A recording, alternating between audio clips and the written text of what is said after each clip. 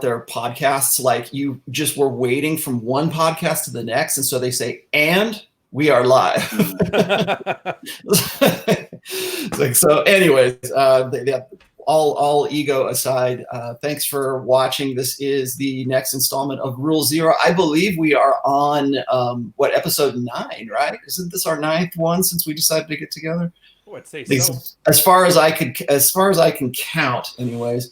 Of course, that's me in the top left corner there. That's Roll Tomasi. I have next to me Rian Stone.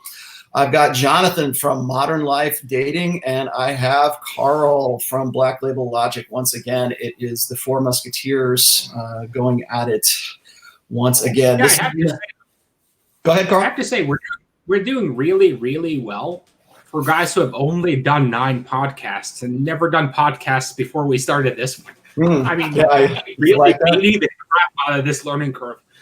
Yeah, and once again, we are using StreamYard, and StreamYard has. I would very much like to, if any of the guys from StreamYard are watching this, I understand that the application is still in beta, and if this is beta, man, I can't wait to see what the actual production app is going to look like. So this is working out really good for us. As you can see, we've got a little bit of branding going on. We've got a new background. We're kind of stepping up our game a little bit just because StreamYard allows us to do stuff like this. So it's pretty awesome. I don't know about you guys, but I know myself and Richard Cooper have plunked down our money for the standard version of this, and it lets you do a lot of new things. And so I just want to, before we get started here, I just want to say a big shout out to the guys at StreamYard. This is exactly what we've been needing for a very long time, and I can certainly see this application going big in the future. Rich is using it now. I know Donovan is using it for his show, and it's just I think it sort of ups our game. It ups everybody's game. So thank you, StreamYard, for this. You're watching this on my channel. However, before we get into the meat of everything here, just wanted to say if you are a fan of this show, you should subscribe to all 4 of us, and that way you will get the updates and the notices as to when and where we're going to be doing the show. Right now we're doing it regularly at 11:30 a.m. Eastern time, 8:30 a.m. Pacific time. And so if you're wondering if you want to watch this, you're going to have to subscribe to all of us. However, Rian, we have a Facebook page, which is, can you put that in our chat so I can put that out as a banner so people can see what the Facebook? Yeah, give me a sec. I got to pull it up because I am so bad at Facebook. This Facebook group is awesome. I actually told the guy to wear real shoes and take a girl to the dance. That's legit advice. And did he get back to you with a field report yet? Not yet. But no, you're right. It's awesome. It's because guys swapping notes is really the core of what all this stuff is about in this space. And it's one of the few places where you can actually swap notes now. Like the red pill got quarantined. A lot of guys are single, so the married red pill's really not working for them. So, I mean, and your blog comments, you can only do so much in there. You can't turn those into conversation so much. So it's really one of the few places we got here. The reason I asked you for this right now is because we can do stuff like this. Oh, I'm curious now. There we go. That is our Facebook address for anybody who wants to also be involved in the conversation about any of the stuff that we're talking about here. Also, you will get notifications there as to when and where we're going to do the next show. I believe, Jonathan, you're next up, right? I cannot do it because actually, I'm going to be on a plane this time next week. Yeah, I've got to go back to another vacation to Orlando, and I'm going to be doing Hot Dude Con August 31st. Dude, that's going to be the biggest convention in Orlando, I swear. It's going to be gigantic. It started off as a meme, and then I was telling people on the Masculine Geek, it started off as hey, just if I'm going to be in Orlando on the 31st, if any of you guys want to come by. Next thing you know, I got guys telling me I just booked my flight from London. I'm flying in from Arizona. I mean, it's evolved in I didn't even put any effort into it, and I think it's like 25 people. So it just shows you that putting convention together really isn't that hard.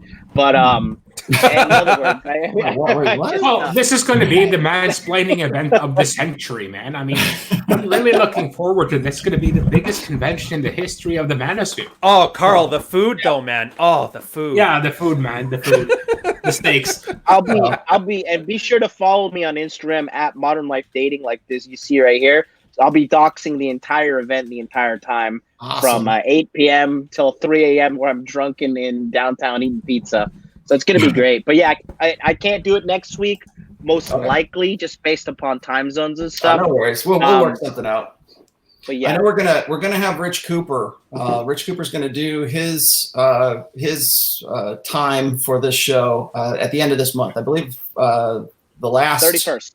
The 31st, yeah, the last weekend of this month is when I hear he's gonna bench press his girl live on stream. It's gonna be. Did awesome. you see that? Did you see that when he was doing that? When he was doing the pulls? I thought that was awesome. First off, that machine exists. You know, the great thing is I could probably go dig that up and put it on the screen share here now. Mm-hmm. Dude, it's the best call out ever. Like anybody who wants to give him grief in the manosphere, A, show me you got a woman, and B, do a lat pull down with her. As soon as you get to that bar, then you can start talking shit. There we go. Right on. All right. Well, today let's. I want to get into what we're all doing, but I think we're going to save that for later on, just because I know people will stick around just to listen to stuff. But I want to sort of just jump into the meat of the matter here. Today's show is going to be about female worship and putting women on pedestals. There's a lot. If you go to YouTube and you just type in putting a woman on a pedestal, you're going to see guys like Corey Wayne. You're going to see guys like I forget who else. You're going to see guys like a certain Supercuts barber that we know about as well, talking about stuff like this. But I don't think any of these I don't want to call them manosphere characters, but any of these characters really grasped what it is and why we're at a point where it's important to even have this conversation, because we hear this all the time.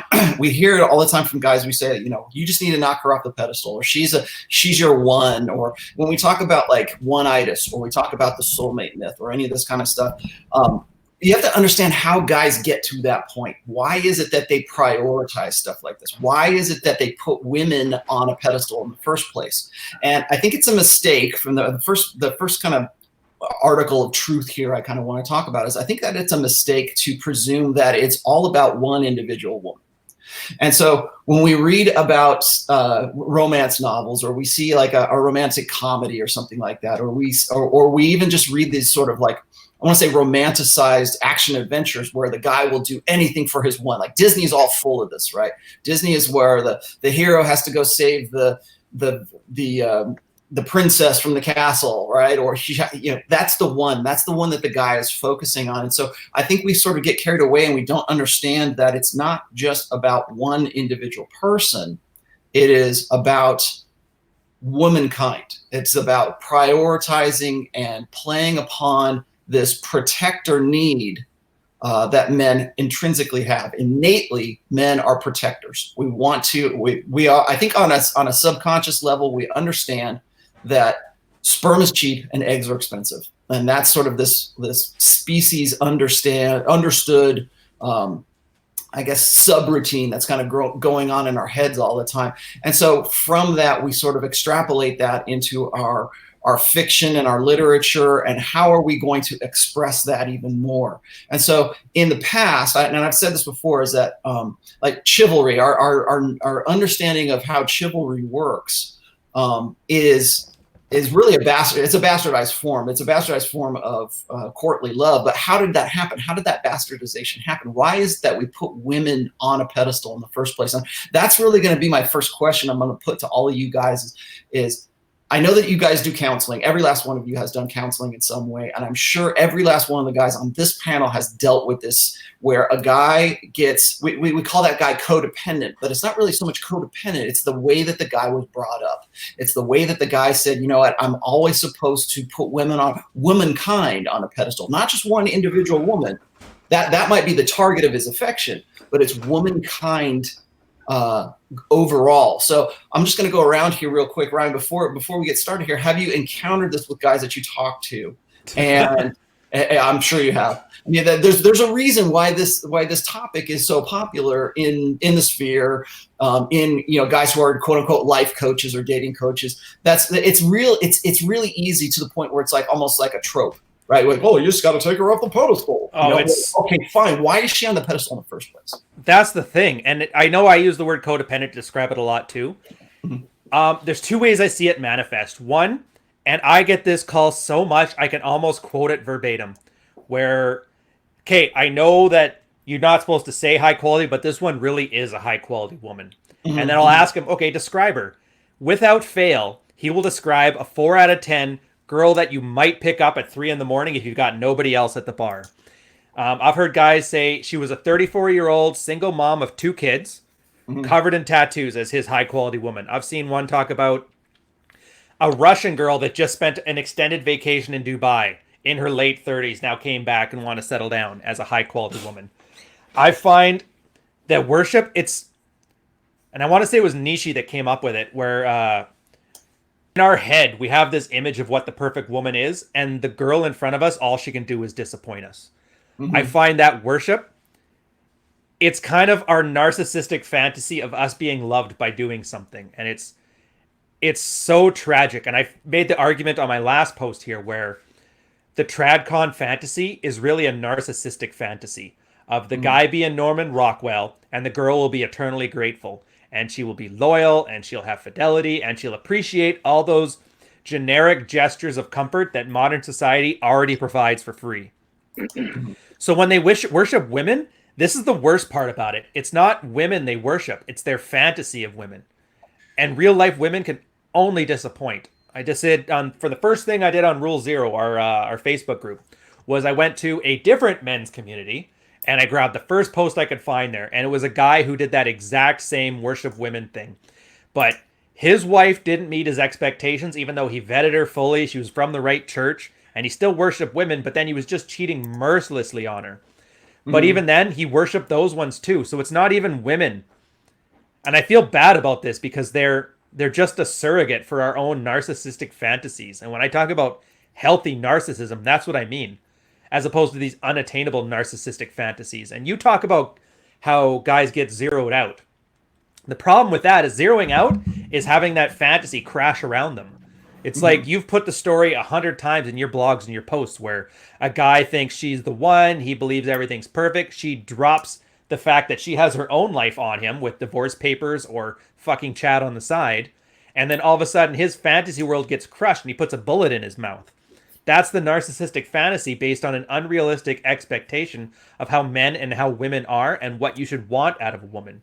She's not your best friend, mommy, waifu, Madonna, and whore. She's a regular person. And so that was what I would say where this worship comes from. It's not a worship of women. It's a worship of what we were raised to believe that women are and our innate need to think of them as our own gods, our woman of Wollendorf. So Jonathan, do you encounter this with, because I know you talk to a lot of guys. Do you see this happening?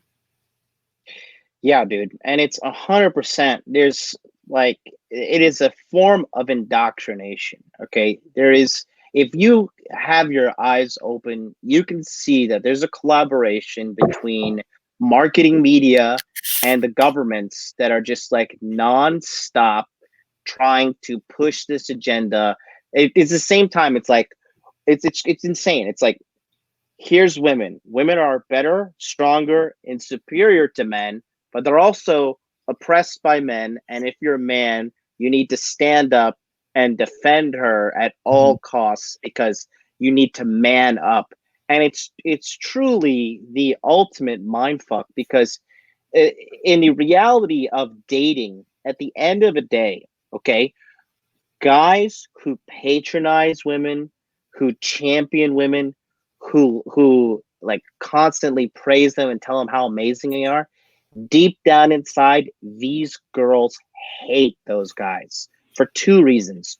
1, they know that the guy is full of shit. And 2, they know without a shadow of a doubt, this guy is low value, because high value men know, and I know this is so taboo, I shouldn't say this, but high value men know they're better than the women that are pursuing them.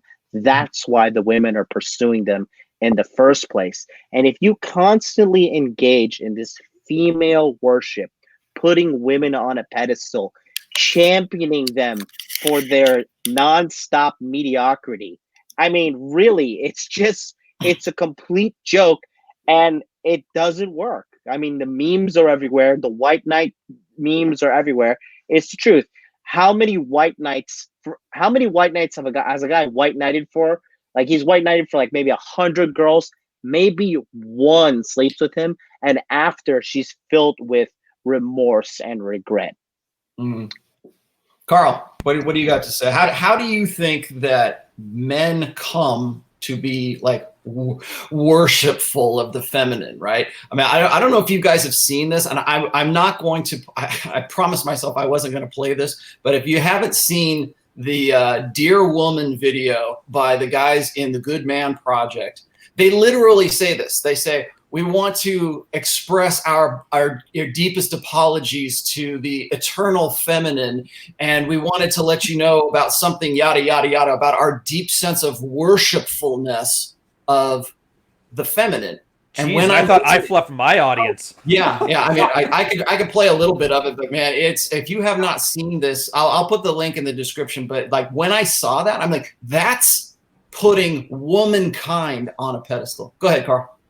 Well, I was going to say, I mean, that video is gayer than my mango papaya mimosa. I mean, that video is gayer than 8 guys fucking 9 guys. And, you know, I had a guy who got a hold of me because I don't do official consulting, because I feel if I put something out where I was doing consulting, I'd have to charge people. So I just do it for free. Because, you know, I'm not really in this to milk my audience for any more money than the $20 it costs to buy both my books. Gendernomics, available on Amazon.com. Gendernomics Building Value, also available on Amazon and on audio from Jack Napier at Gumroad. Now, on that side note, I had a guy who got a hold of me and he offered me $1,000 to fix his one-itis. I told him to buy 2 grams of Coke and 4 hookers. That will fix his one-itis way faster than I could or any other coach could. Because it's such a deeply ingrained thing. And I think that's why we get accused of being bitter a lot. Because when you've actually seen the reality of women, it's impossible to pedestalize them. When you had a girl in your bed who's like, yeah, I love my husband. He's a nice guy. We have 3 kids together and we have a fantastic life. But there's just something missing, and that something was my penis. Once you get to that point, it's impossible to pedestalize women because you realize, holy crap, these are some fucking hoes. Mm-hmm. And that's not my statement. That was the statement from one of my plates who made the statement that, like, these hoes are all over. And she went into great detail about what was happening in her school with various girls from religious communities that shall not be mentioned, otherwise something might blow up, who were basically, they were not doing vaginal sex, but they instead started doing anal and oral just to kind of get around the... the anything but good girls. Yeah, it's like anal. It's God's loophole. And the whole thing with it is you can't fix someone's one-itis without exposing them to reality. Like, the best way of exposing reality to someone is, like, if you're really idealistic about how your career is going to be, nothing is better to fix that than having a micromanaging boss who fires you. Nothing is more realistic than having, you know, the guy come to your desk at 4 o'clock on a Friday and be like, hey, if you could get those TPS reports done by Monday, that would be great. And it's the same thing with women. If you've got limited experience with women and you've got limited exposure to the negative sides of women, you'll pedestalize them. And this is why you see blue pill alphas putting women on pedestals, because they've never really actually seen bad female behavior. Yeah. They've always Or they don't gotten want to. women on. Well, they've always had women on their best behavior, and the few instances where they've actually seen some real bad behavior, they can kind of write that off as a once-off. Mm-hmm. It's the reason why we have a couple of real blue pill alphas in this space who are pedestalizing women on one hand and fucking their clients on the other. It's pretty much just that whole thing that they lack the ability to connect those two. It's the same thing with women. When they do one-night stands all the time, but they tell every guy they do a one-night stand with, oh, I never do this. It's the same thing. It's just, with women, it's image protection, and with the men, it's ego protection or idealism protection. People, same reason why, we've tried to implement communism in like 10 countries by now. It's always ended in genocide, but we still haven't had real communism anywhere, and people want to give it one more schoolboy try. And wait, I'm gonna play this real quick, just the first part of this. Let's see if this works. Oh my, that typography. As men committed to becoming more conscious in every way. We feel deep love, great respect, and a growing sense of worship for the gifts of the feminine. We also feel deep sorrow about the destructive actions of the unconscious masculine in the past and present. We want to apologize and make amends for those actions today so that we can move forward together into a new era of co-creation. So I'm just going to stop it right there because that's about all I can stomach. Oh, yeah, they're Jesus gone to cursive Christ. now. Yeah. When was the last time? Okay. When was the last time a girl time touched any their of the- dick? When was the last time one of those guys picked up 200 pounds? Look at the estrogen all over the screen there. Yeah. I'm guessing they're more likely to bang each other than to bang a girl. Yeah, well, I throw that out there because I think it's interesting because in the very first part of that video, and I've goofed on this video for a long time. A lot of people have. This thing has been out for a very, very long time. This is one of the flagship videos, I think, of the Good Man Project.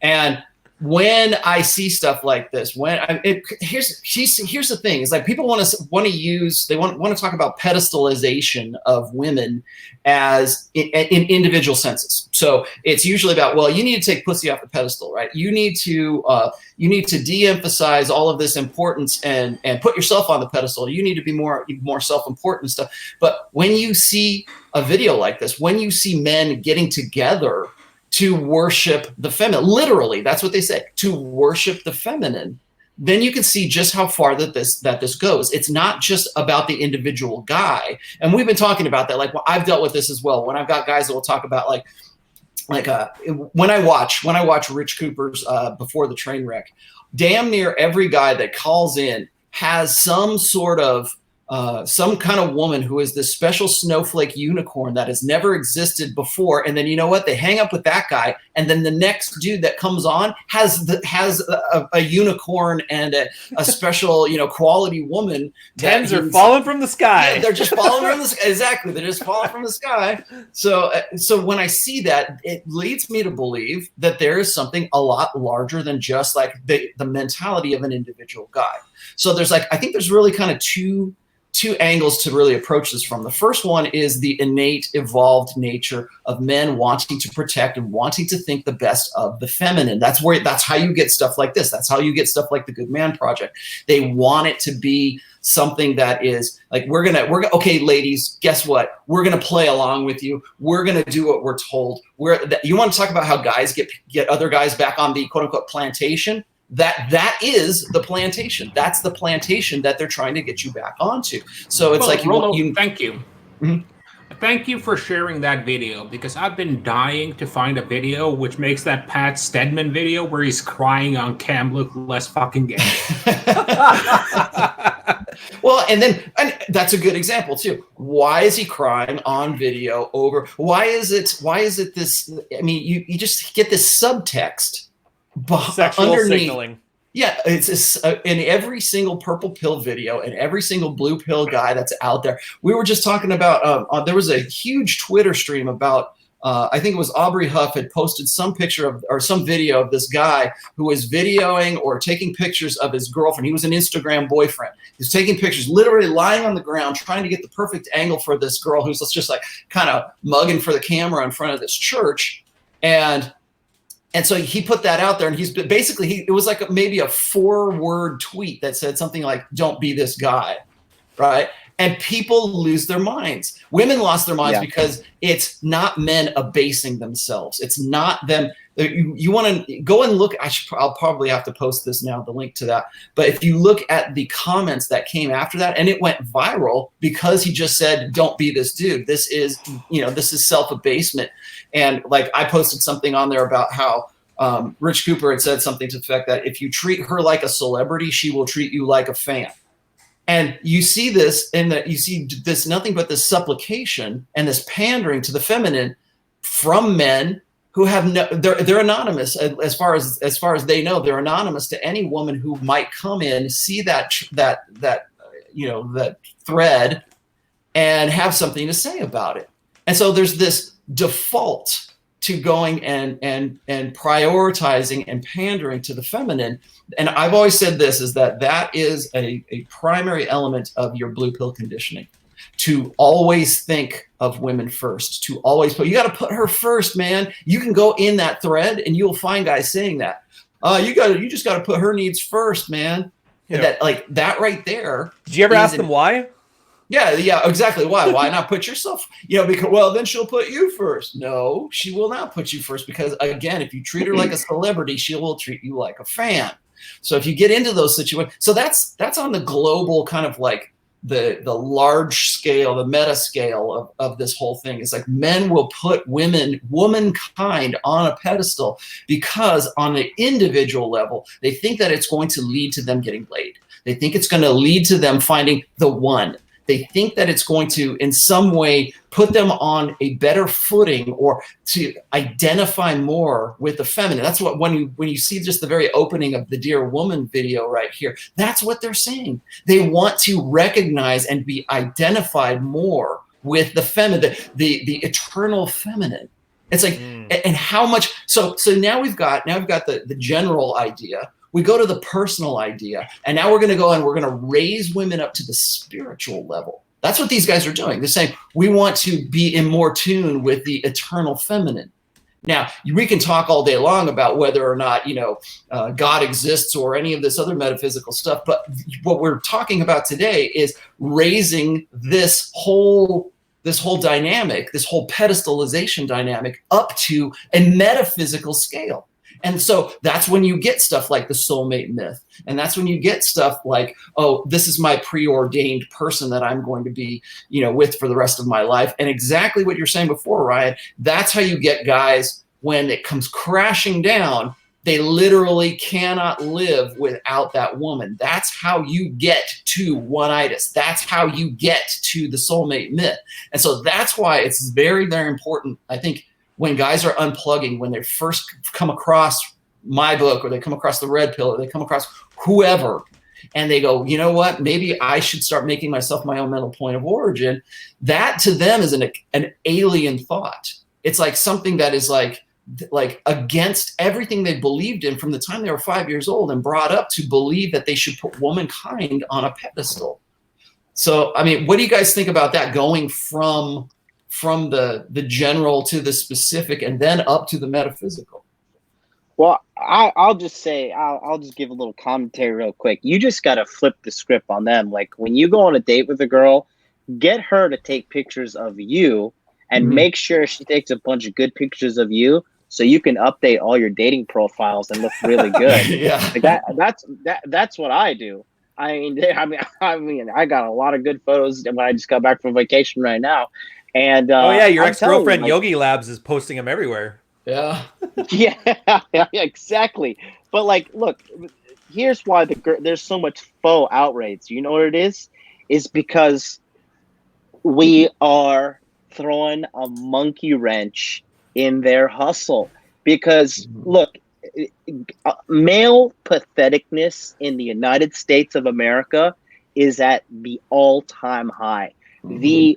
most pathetic of the most pathetic, most beta men in the entire world are in the United States of America, because it is the birthplace of feminism.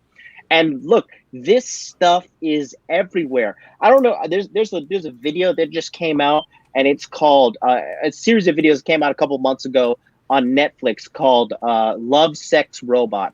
And every single one of those little mini series, there is some underlying hatred for men. There's like this one where like these people, they link up with these avatars, like these monsters mentally, and then there's like the hero is this woman, and the bad guy is like, this guy's like, oh hey baby, let me fucking, let me get some of that. And of course she kills him because women are strong and all men are evil and all this shit. So all of this brainwashing is coming through the media, and that's why all of these guys, they're getting it in the music, they're getting it from the government, they're getting it from the television, they're getting it from Netflix, they're getting it from movies. Why the fuck do you think China has the Great Firewall of China to keep all that shit out? It's propaganda. And that's why if you really take the red pill and you really do a deep dive, you can actually see,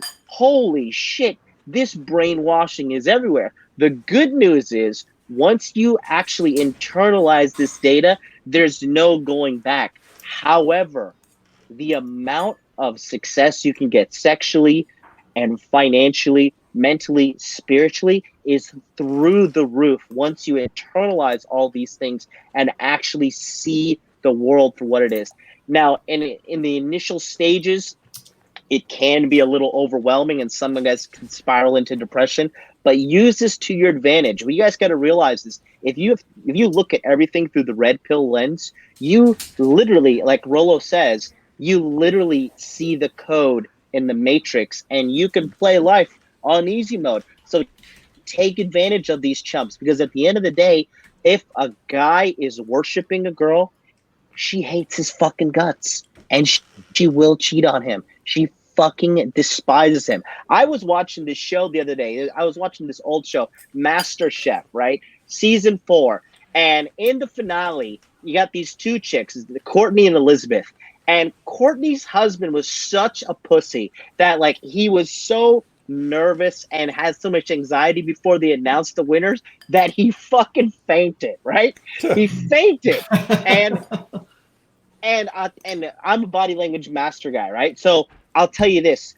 I can tell you that Elizabeth doesn't love him as much, because when he fainted, she just stood there and looked.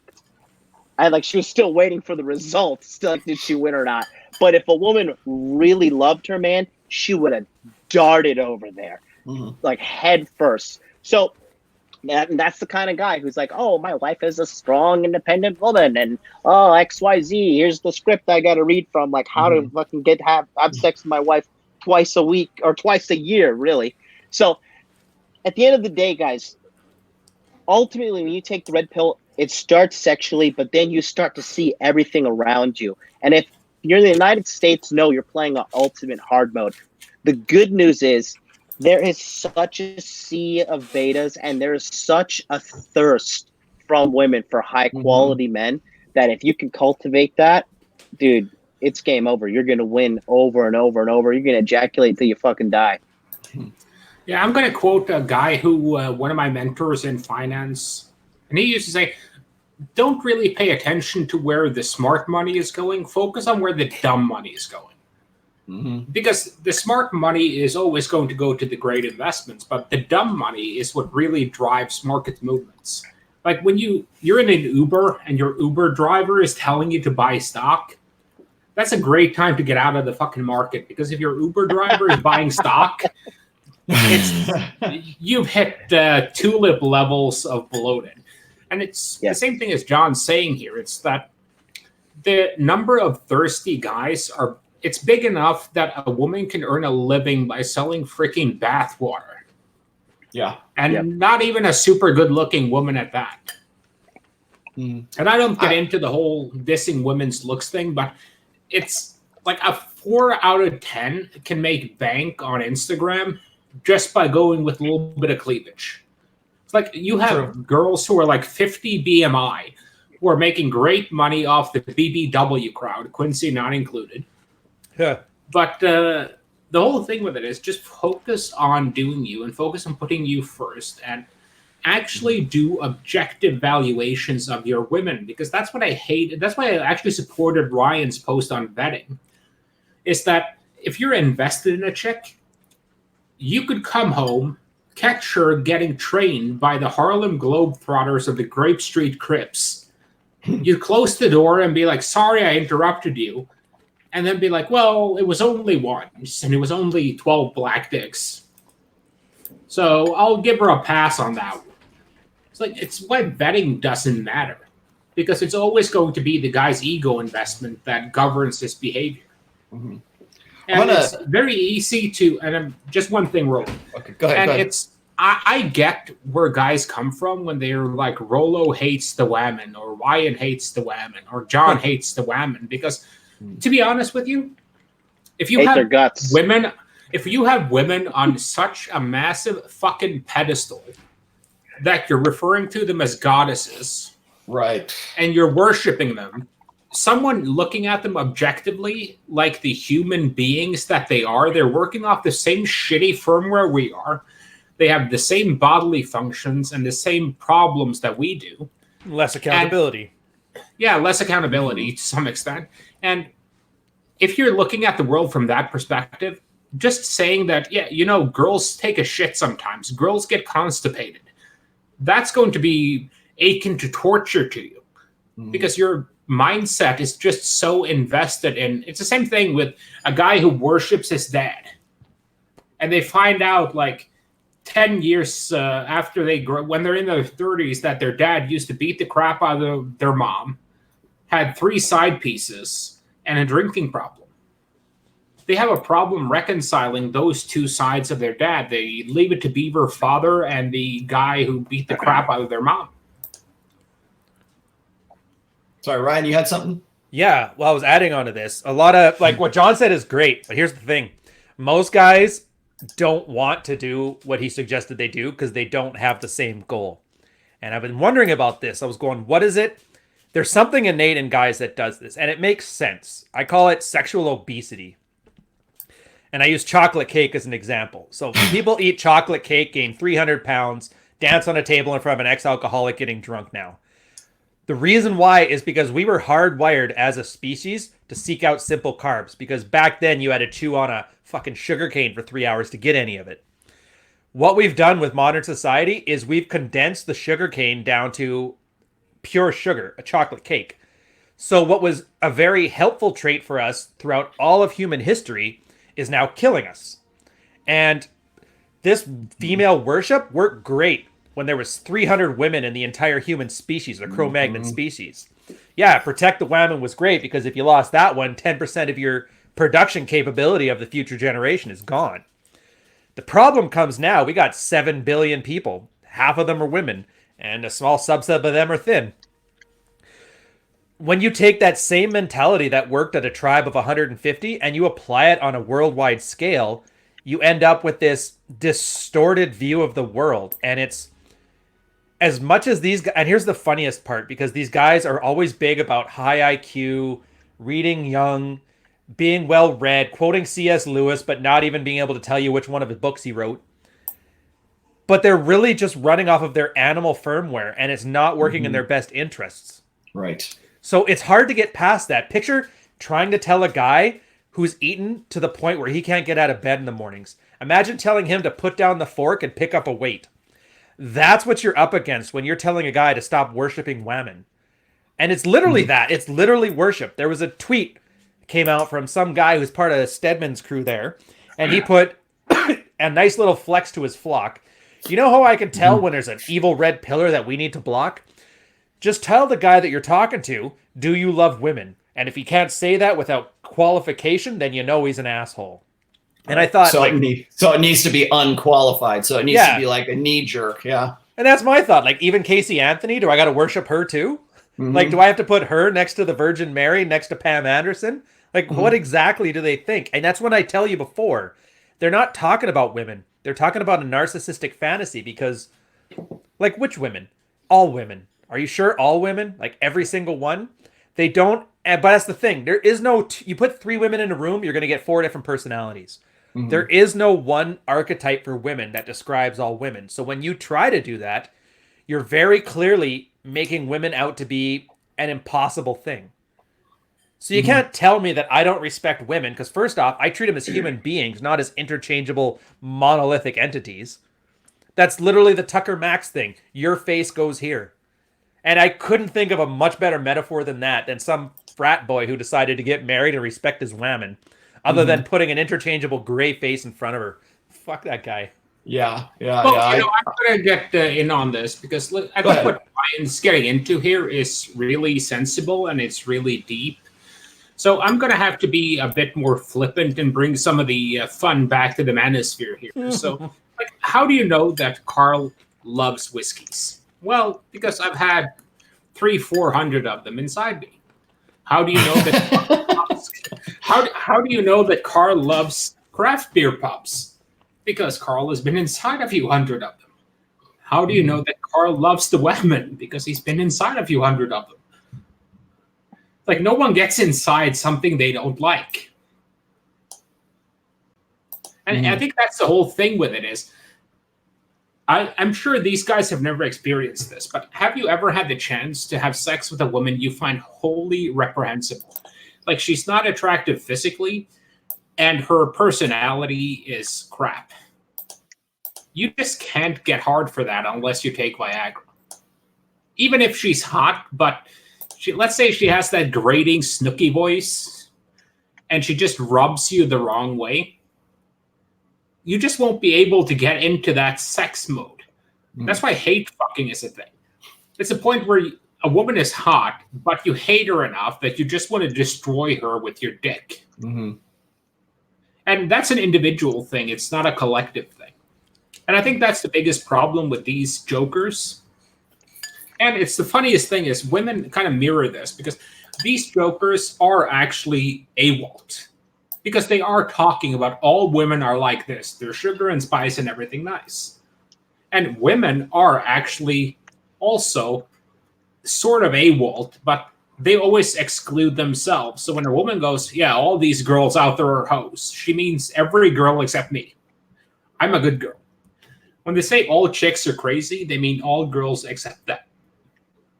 So always kind of keep that in mind, that when someone's talking about a huge population group and applying the general finding of large area statistics on an individual level, it doesn't work. Like, the average guy in the US is 5'10". But there are guys in the US who are shorter than 5'10", and there are guys who are taller than 5'10". The average is 5'10". Same thing with girls. You have girls who have notch counts in the hundreds. You have girls who have notch counts that you can count on one hand. You have girls that have good value addeds. You have girls who have no value addeds. And you have girls who did porn, claim they didn't make any money off it, just speak to their business acumen, and are now trying to flip themselves as, yeah, I used to do porn, and I used to lick a toilet seat during one of my videos, but I'm a good traditional girl now. And this is where I love Ryan's sun hat goddesses metaphor. That was almost as inspired as Miller-like masculinity. I'm gonna throw something on here real quick. This is from a Gangsat and Simpson research. Okay, this is what's called strategic pluralism theory. I'm just gonna read this out here just so you have it on audio as well. But according to strategic pluralism theory, men have evolved to pursue reproductive strategies that are contingent on their value on the mating market. More attractive men accrue reproductive benefits from spending more time seeking multiple mating partners and relatively less time investing in offspring. In contrast, the reproductive efforts of less attractive men who do not have the same mating opportunities is better allocated to investing heavily in their mates and offspring and spending relatively less time seeking additional mates. Now, why am I posting this on here? The reason I'm so the uglier you are, the more you have to respect women. Well, and that's that. Okay, so that's the basic. You know, that's what most people, when they read that, they go, yeah, if you're ugly, then you got no other choice but to invest all of your eggs in one basket. If you are a natural alpha, if you are naturally good looking, if you have sort of this natural affinity for women, and you're always rewarded and reinforced for being that way by women's affection, by women's sexuality, by whatever, you know, but women's attention, you have less opportunity to understand. Like most guys who are like naturals, they don't find the red pill, because if it ain't broke, why fix it? So they don't come and they don't get to the point where they start worshiping women unless there is some kind of social undercurrent or religious undercurrent, or they have a family that says, you need to, Johnny, I know that the girls really like you, but you need to treat women with respect. You need to treat them special. You need to be concerned with what it is they're thinking about you. You need to put their needs ahead of yours. And really, from a very young age, that's what we do. When we talk about like things like monogamy, when we talk about how the difference between polygamy and monogamy, and I'm just using, or I should say polyamory and monogamy. If you're looking at those two things, you've got a guy who is, say, that 20%, the Pareto principle here. You've got the 20%er guy who gets women's attention. The guys that are listed as attractive on OkCupid, on all the statistical stuff. Those guys are going to be the X factor in all of this. 80%, 85% of guys are in the less attractive men category. We see that statistically played out constantly in dataclism for sure. But Carl's done a lot of good work with his gendernomics as well. So we can see that there is 80. That's why we say the 80-20 rule applies to beta men, and then alpha men. And so when you've got 80% of guys who are thirsty, or who will do anything to send their genetics on into the next generation, that's when you get social institutions, and you get this socio-psychological understanding that you better put women first. You better put a woman on the pedestal. You better make her important. You better do what she says, because if you don't, your likelihood of reproducing is next to nothing. And it's even more pronounced today because we're in a globalized sexual marketplace. We're no longer in that localized sexual marketplace. We're in the globalized sexual marketplace. And so we have to take into consideration like what I'm proposing here, which is strategic pluralism theory. Those guys are going to take that and they're going to run with it. And so the underlying biological subroutine that's going on in the back of these guys' heads, in their hindbrain, is that they have to put all of their reproductive eggs in one basket. They have to focus on this one girl. And now guess what? Well, we have a social framework that's right there ready to reinforce that. We have a social framework that tells you got to make her first. We live in a feminine primary social order. So now you've got all of this that is sort of building up the scaffolding behind this idea that you need to protect women. You need to, you're not as attractive as anybody else, so you need to do this. Your family or your mom might have said, Joey, you need to go and take Susie's books home from school, because if you don't do that, no girl is ever going to like you. You need to be a good listener. You need to be more in touch with your feminine side. You need to identify with the feminine, because if you don't, you're not going to get laid. You're not going to reproduce. You're not going to have a wife. You're not going to have all this stuff that you really, really need, because your opportunities are really small, my friend. At least the fire and brimstone preachers wait till you die to punish you. Jeez. Well, there's another element. We push this into the realm of religion. I'm writing a book about this right now. How religion is being assimilated. It's been assimilated for a very long time by the feminine imperative. And so now what does that do? The message, what's the messaging? What's the underlying messaging? It is reinforce. Take yourself off the pedestal, put womankind on the pedestal. And so now when we see this kid who shoots up a school or something like that, we go, well, it must be that toxic masculinity. No, it's this scaffolding. It's this framework that we've raised this kid in to believe that his only satisfaction in life, his only meaning in life, is to make a woman happy, and then hopefully that woman's going to show the smallest amount of appreciation back towards him.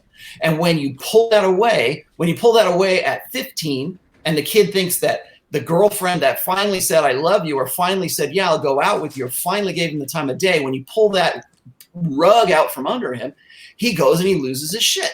Well, the same thing happened. You want to know why men are 4 or 5 times more likely to kill themselves? Well, guess what? When you get to be about 40, 45, 50 years old, right in the prime demographic where men kill themselves, why are they doing that?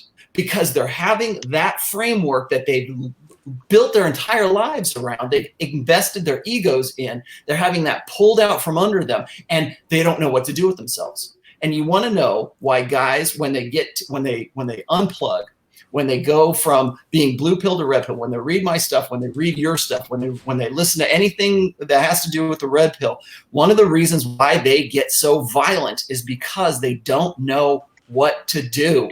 They have no idea how to deal with the fact that everything that they've been taught, this, like I said, this framework, this beta framework, all of that's gone.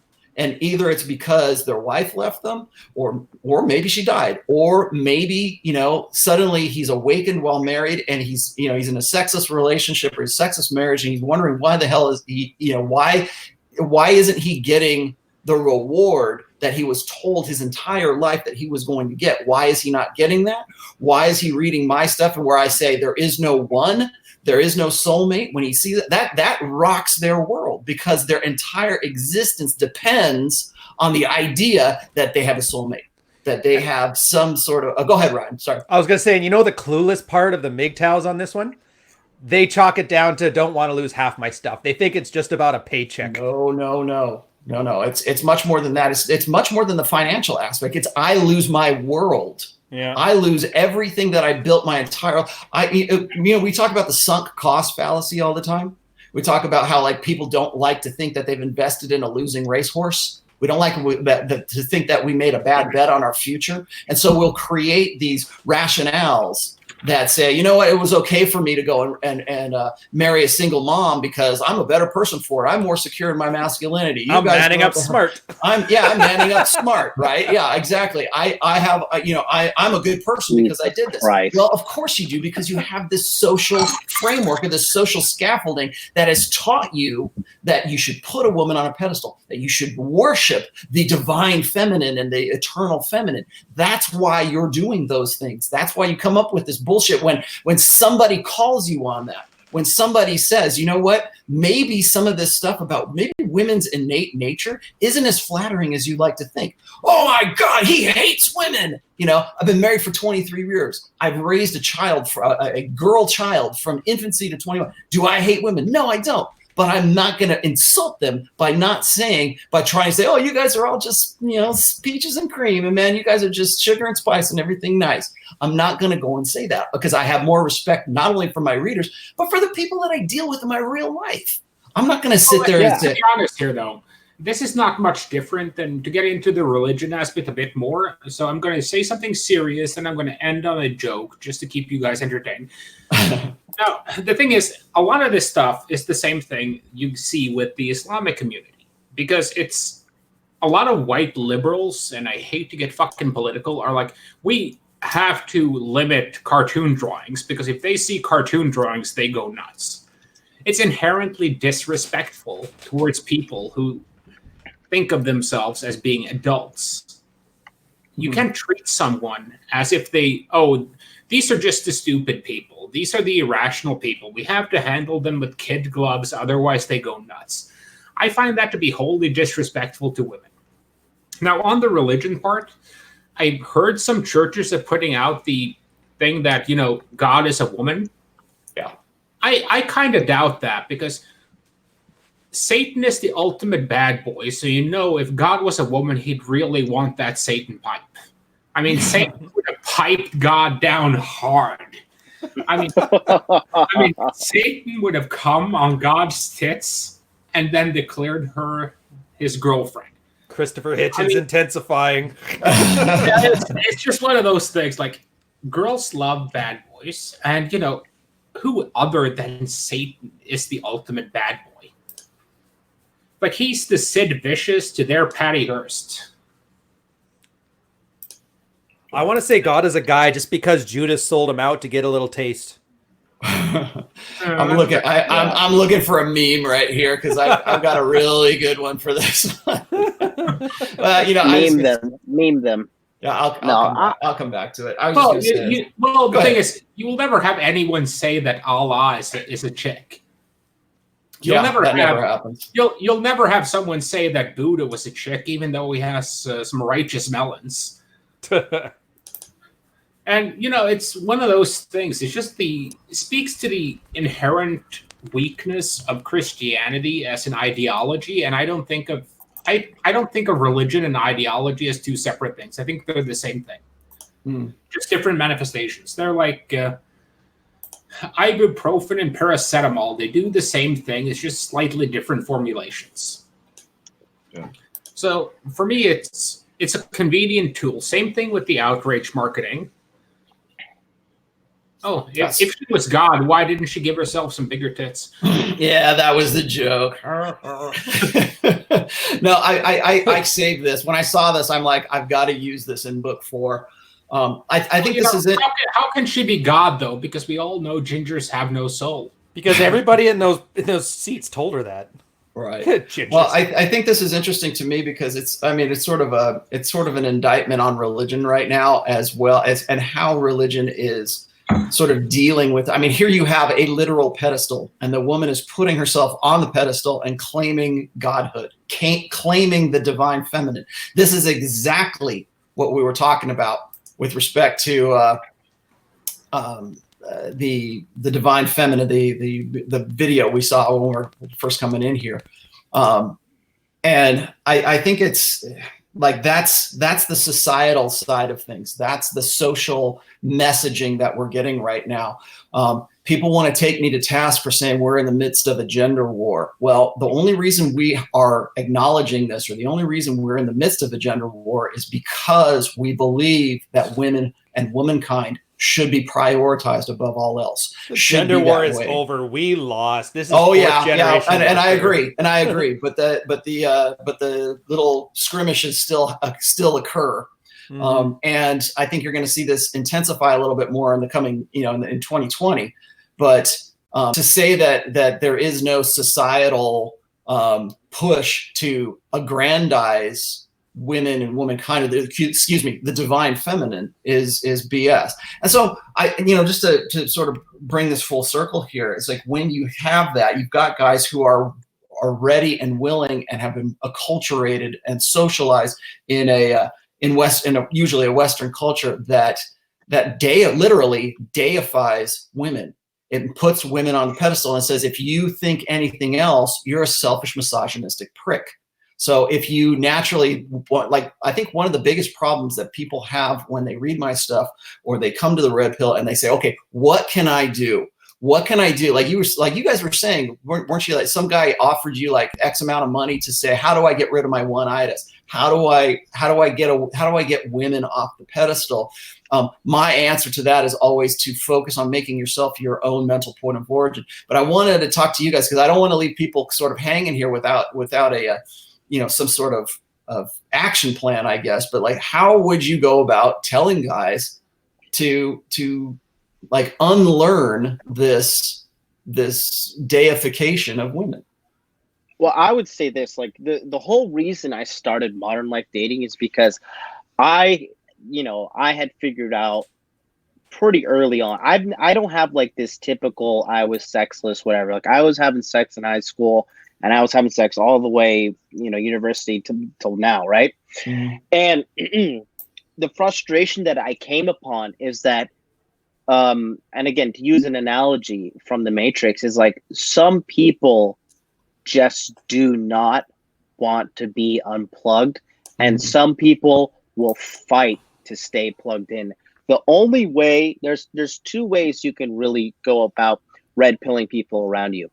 You can live your life in such a way that you ascend to levels of excellence that people will have no choice but to scratch their head and be like, oh, maybe the way this guy is doing something is worthy of listening to. But even in that situation, like I have a situation where even now, a lot of people from my old hometown have seen me, like, I live in Japan. I just went like free diving in Okinawa, and I put the videos on my Instagram, and people from my old old blue pill mindset friends, they're posting passive aggressive content like, oh yeah, looks fun free diving in radiation water. So like just little passive aggressive shit like that. And these are the people that just, no matter what you do, they're going to want to stay plugged in no matter what. But when you ascend to a certain level of excellence, people will just either become admirers or haters. And the admirers are the ones that you can churn, like that you can tell about the way you live life, tell them the red pill truths. But the people that don't want to learn, they're not going to want to learn. It's like you're better off trying to convince Carl that there's a God, or to convince him to go full TradCon, and that because it's just a waste of time. The other way you can do it is start a blog, start a podcast, start a YouTube channel, start something and just put it out there. And just the people who are looking for the answers will find you. And this way you can create a digital support group and a digital tribe. And through this information warfare, I mean, I red pill people every single day using memes. Like if you go to my Instagram page, it's literally nonstop memes that are all red pill truths. So that's like the only way I could say that I see us changing the world. And it is possible. And I know you guys have kind of, I know, Rian, you think that we lost the gender war and all that stuff, but I see there's light at the end of the tunnel, because I don't know if you ever I talked to a lot of these young kids who are like 16, 17, 18 years old on Twitch and stuff, and Discord and stuff like that. And some of these kids are woke as fuck. They're like, I'm not getting divorced. That bitch will take 50% of my assets, and it's a bad financial deal. And these are like 17-year-old kids saying this stuff. So as for me, I'm pretty optimistic, because ultimately you cannot suppress the truth. People, it's a scientific fact. Censorship doesn't work. Like, you cannot suppress the truth. The more you try to suppress it, the more people are going to want to look for it. And it's happening now. Like, a big event was this recent Epstein situation. They said Epstein hung himself. Everybody in their right mind knows that Epstein was killed by the Clintons. And so were the other 47 people. So I think that society in general, this is going to get a little woo-woo, but I think society as a general, with access to the internet, access to so much free information at literally light speed, I mean, it is so hard to suppress the truth these days, and more people are waking up to the bullshit out there. So I'm actually optimistic about the future. I'm very optimistic. I think you're right about that. Hold on, just real quick. I've said this before, is that I think that the guys that are coming to the red pill, they don't necessarily come through me or my books anymore. They're coming because they see this everywhere they look. They're kind of like, they're at a point where it has become unignorable. It's like, we don't advertise, God forbid we advertise a red pill. God forbid we advertise our stuff. People have to come looking for us. They have to want to find answers. And I'm seeing more and more guys doing this today. I had a guy that was tweeting me this morning in my DMs saying, like, how do I stop being obsessive? How do I make myself my mental point of origin? How do I go about doing it? I mean, just guys like randomly saying, you know what, I understand what you're saying right now, and I understand I need to unlearn this, but they don't know, like, what I honestly, I think the first part is to make yourself your own mental point of origin, but you got to internalize that. And I think that's the hardest part for people, because like I said, it's an alien thought. And so they're seeing all this stuff going on around them, just in popular culture, online, wherever. Just like you were saying, John, it's like you can't ignore this stuff anymore. But what I see is this sort of this hunger to say, okay, well, things aren't as I was raised to believe they are. And if you can get a guy to the point where he's having those questions, like, what do you tell that guy? Go ahead, Ryan. Well, first things, I did check out your Instagram, John, and I don't like what I see. I don't think we need this filth on this channel, so I'm gonna have to ask you to leave. All right. Now I'm gonna have to go dig it up. You guys are gonna make me do this, aren't you? Yeah. And also to you guys' point about the thing is, John really needs to get this because he posts some spicy memes on occasion, but he needs to step it up because he's in Japan now and his memes are barely white people spicy. And I got a good one today that'll get me banned. I can't. I'll send it to you privately, Carl. Nice. As far as the 4th gen warfare thing, the gender war is over isn't meant to be a failure or something to be sad about.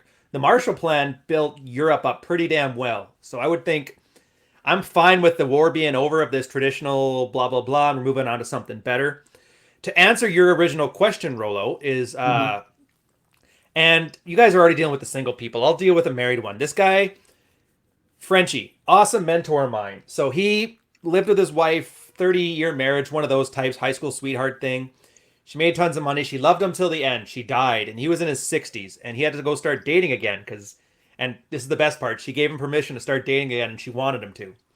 The problem was, she was perfect in his mind, and there was nobody that could possibly be as good, and so he was having a hell of a time dating. To answer your question, is I had to impart on him the wisdom that you need to enjoy a good hate fucking now and again. And he had never thought about having sex with a girl, like Carl said, that he couldn't stand. And the way you distance yourself from that woman of Willendorf, the worshiping the women thing, even in that case where we would say it's an earned one, the girl did good for an entire lifetime, and that's rare. Once he took other women off the pedestal, you can leave your wife up there after she's passed on, that's fine. Then he realized, oh, they're just women. I don't even have to like her. I'm just going to have sex because it's more fun than not having sex. He ended up in like the mountains of Wisconsin or something like that with an artisanal bread maker, having a great old time. And so the best thing that a guy can do is just stop hate women just a little bit. It's all you need to do. And for no other reason than it makes it more enjoyable. And when a woman actually does something that's of high value, like for example, make you an awesome lunch dish there, you learn to appreciate these things more, as opposed to if you're always at a 9 out of 10 level of respecting for women. Basically, unless she wins you the Powerball lottery, there's nothing she's going to do that's going to make her any better in your eyes. So stop sabotaging, stop stepping on your own dick. Don't be afraid to have a little hate in your heart. It will really impress you when a girl goes above and beyond that little bit of hate you have. It'll make you enjoy her more. It'll kill that narcissistic fantasy. You are about to just set the fucking world on fire with that, because I'll guarantee you right now, people will take that, will take exactly what you just said and use it as oh, see, they're telling you to hate women. I can't believe it. Yeah, a little bit. I can see this happening now. I can see them kind of just grabbing that one GIF when Ryan says you have to hate women and just cutting out everything else and just spamming that all over the internet. And then be like, Canadian misogynist influenced by the Ayatollah himself, Roosh V. That's going to be awesome. I'm going to be Cernovich to success. Trash talking women, and you're going to have some 5 out of 10 French girl throw a drink in your face at a random shithole in a Toronto nightclub. Oh, okay, dude. I want to say something real quick. All right, so look, MGTOW's ghost son just said, be aware, guys.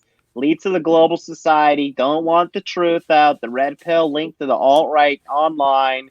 Very soon they censor you. Dude, listen, you are thinking like a pussy. I'm sorry. I've got to say it.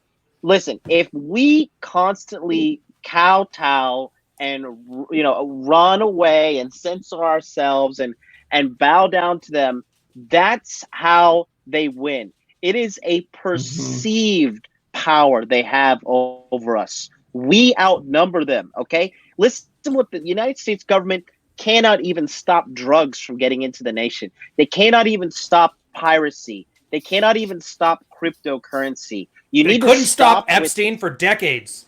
Yeah. You can stop Epstein for decades, okay? Stop with this pussy-ass mentality of woe is me, the world is coming to an end, because as a man, that makes me sick to my stomach, and I've got to give you your medicine straight.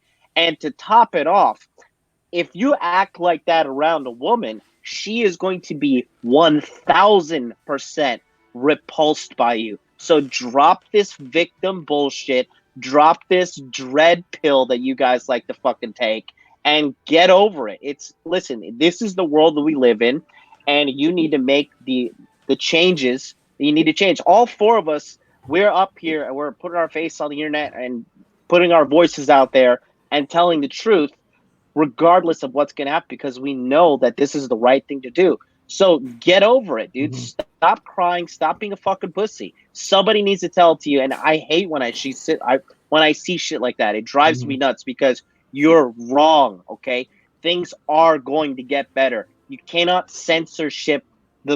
Censorship doesn't work. Use facts, data. You're being emotional right now. We were just talking about this, is that it's getting to the point that even if we were censored, even if we were deplatformed, even if they erased my blog and everything that was red pill, people are still seeing this. They're waking up, because you're not going to erase the capacity for our new digital global communication. You're not going to erase the fact that we have moved into. I'm not going to erase. I'm going to mute Carl. It's sorry, chest to myself. There we go. Hey, question for you while we're at it. You guys have a good sense of history on this. Out of all the public tar and featherings of the evil misogynists, who's had it the absolute worst? And what was the worst? Like, what was the worst thing that's ever happened to a misogynist? I guess we lost Carl. Yeah, we'll get him back. Yeah, he'll come back.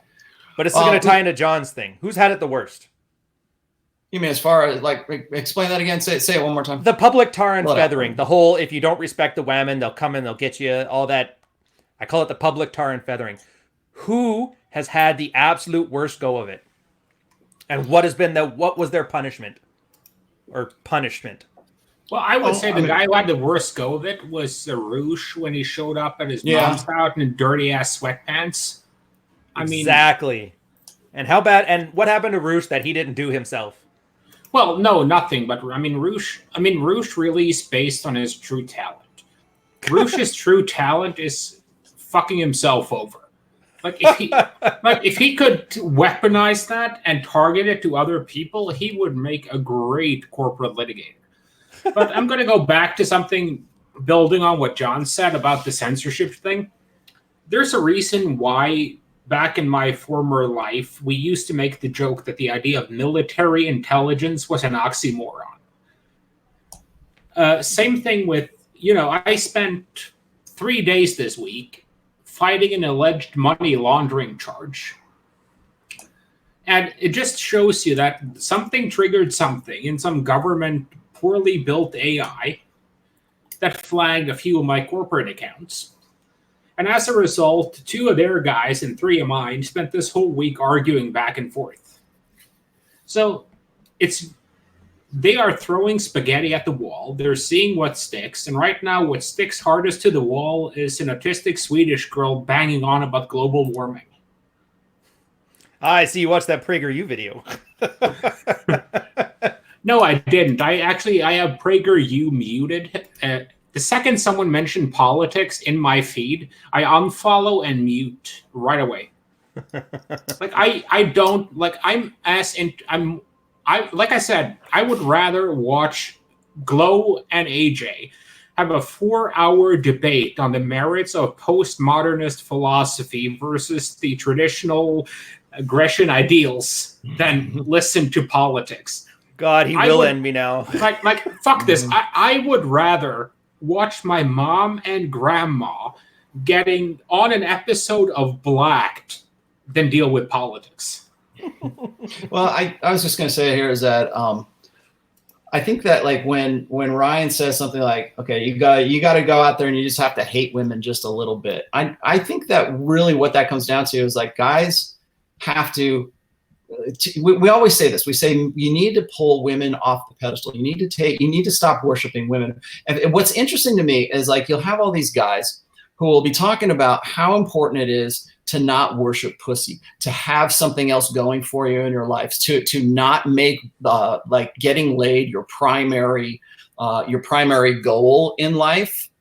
But like the moment you go, okay, fine, that's great. I'm gonna prioritize my mission instead of women now. That's when you get the other side of this whole equation saying, well, you must hate women because you're not prioritizing them, or you must, then you get the opposite side of that. So it's like when I read something like what Royce has said in 16 Commandments of Pøøn, which is you will make your mission and not your woman your focus in your life. When you go and you say that, there is that 80% of guys, like we were saying before, that 80% of guys who put women on the pedestal, who will say that just by you even saying something like that, that's hate.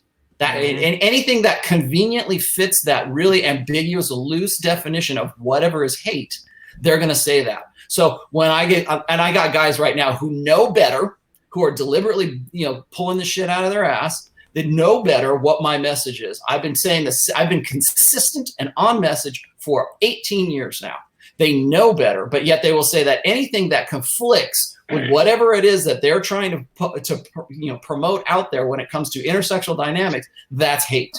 So when I would say, look, Brian, I don't hate women, but I get it. I understand a little what you're bit. saying. You guys are making it sound like a 10 out of 10. But see, that's what they're going to do. They're going to say, oh man, he's just this horrible, evil misogynist. No, I think you need to love yourself a little bit better than you do women.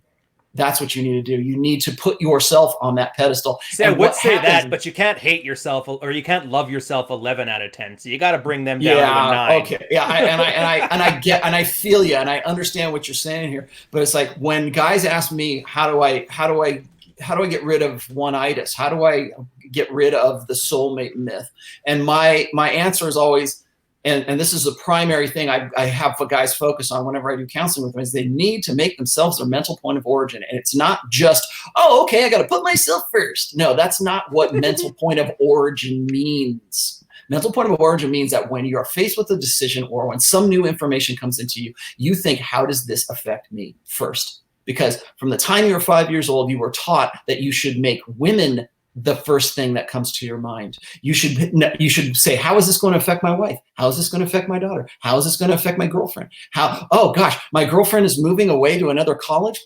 I wonder if I can go to that same college because I want to because that's what's good. I got to be supportive. I've got to be a good listener. I've got to be the guy that is identifying more with her because my reproductive opportunities are very scarce. So I've got to go and do something that facilitates that relationship. Which is hilarious. It's not even about her. It's about his neediness, and he's just offloading it onto her. But see, here's the thing: they don't see that, particularly when they're in that blue pill haze and that blue pill conditioning. They think they're doing the noble, chivalrous thing by making those sacrifices, and that's what it boils down to: is making sacrifices for the divine feminine, for your girlfriend, for like, oh, what about her career? What about her? Well, I need to be sensitive. I need to listen. That's you sacrificing yourself for her, and not worshiping just her, the divine moose knuckle, worshiping the divine pussy, right? So we say, well, you guys, those PUA guys, they just worship pussy all the time. It's like, no, they've figured out how to deal and interact with women and how to be successful with that interaction. What they're doing with that, you can argue, well, maybe they're focused on pussy and maybe they're not. Maybe they're just exploring their options like any other woman would. The guys who want to know, how do I get rid of one-itis? How do I get rid of the soulmate myth? Well, that comes from developing more opportunities, but you're never going to develop those opportunities or the confidence that comes from those opportunities if you don't kill off the first idea in your head, which is take womankind off a pedestal. Guys, they think that it's just some alien thought, or they think it's just the worst thing in the world for them to entertain even the idea of dating more than one woman at the same time. Women do it all the time, but it's bad if you do it. It's bad if a guy does that. Why is that? Well, because we live in this idealized, monogamous society where the guy is supposed to be, stand up and be a man, and he's only supposed to date one woman at a time. And so you get this generation after generation after generation of guys who are serial monogamists. And these are the guys who are setting themselves up for being zeroed out later on in life. So how do I get rid of that? Well, you need to develop an abundance mentality. Oh, great, Rollo, how do I do that? Well, you've got to be able to say, you know what? I'm number one in my life. And whenever something comes around, I'm my mental point of origin. And I'm going to say, how does this affect me? And if you can't walk away from something, it makes you its slave. So unless you can say no to a woman, you are her slave. Unless you can say no to womankind, you are her slave. And the only way to do that is to have two more in the wings, just like Pook said. Yeah, exactly. It was like keep two in the kitty, just like Royce said that one. Oh, was that Royce? Yeah, Royce said that one, but Pook said something very similar to that. But like, how do you go about that? Well, I'll one up you here, Ryan. I think guys need to learn how to get friends with benefits. They need to learn how to get a fuck buddy, because once you do that, once you have so guys, for like, I've had 4 fuck buddies in my life, right? And for me to even say that to most guys, that is like another alien thought to them. I could never do something. That's just meaningless sex. I've never had meaningless sex. I meant to fuck every girl that I ever had. You know what's funny? Because that's 100% true. They probably haven't had meaningless sex. Yeah. Meaningful sex. You fucking guys. So they developed this understanding of intersexual dynamics based on a false premise, based on this framework that they've been brought up because they've been pedestalizing womankind since the time they were 5 years old, and it has gotten progressively worse since the 70s, really, since the sexual revolution, because we have more and more female teachers. We have Disney that promotes this fempowerment narrative. We have pop culture. We have pop psychology. We have the APA saying traditional masculinity is a disorder. We have all of this stuff that's building up, and it's just pushing more of the masculine down, while it's raising up women to I am God. That's where we're at right now. And how do you get a guy out of that? How do you pull a guy out of that freaking maelstrom of, female, of the gender war? How do you pull the guy out of that? Break his heart and drag him out of it. I think guys need to develop getting friends with benefits, because they will never understand like the true nature of women until they can get to a point where they can attract women based solely on the sexual, instead of like, oh, I got to be your friend first. She got to be comfortable. We got to spoon before we have sex. Hey, Rolo, you guys would be surprised at how low women will go. You don't realize. Oh, I wouldn't be surprised. Well, we're seeing it more and more today. But see, yeah, and you're right. I'm just talking like sexually, like, like, dude. When I downpacked my system, I'm talking. Look, I'm taking Starbucks, 1 coffee, 1 hour, and I'm raw dogging her later. Like literally within an hour and a half of just meeting her. Not advised. Always use a condom. I'm living that crazy life, but I'm just giving it to you fucking straight. I've done it time and time again. These guys who are usually, I had a guy that I did a consultation with, and the guy was enamored with a girl that he was emailing for 1 year. 1 year, and he was in Arizona, and she was in Japan.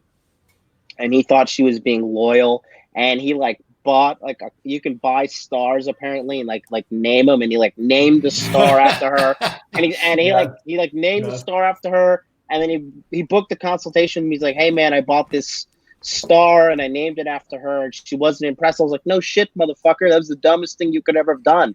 Like she probably just thinks you're a big loser and went and got dicked down by some dude locally. Like you have to, at one point you have to stop. You have to stop.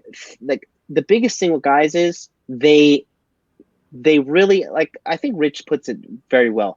They're the ones who complicate their lives because they pedestalize women on such an insane way that makes absolutely zero sense.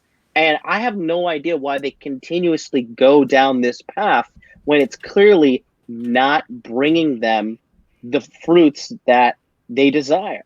And if you no woman ever fucked a white knight, but there are still guys white knighting their ass off on Twitter.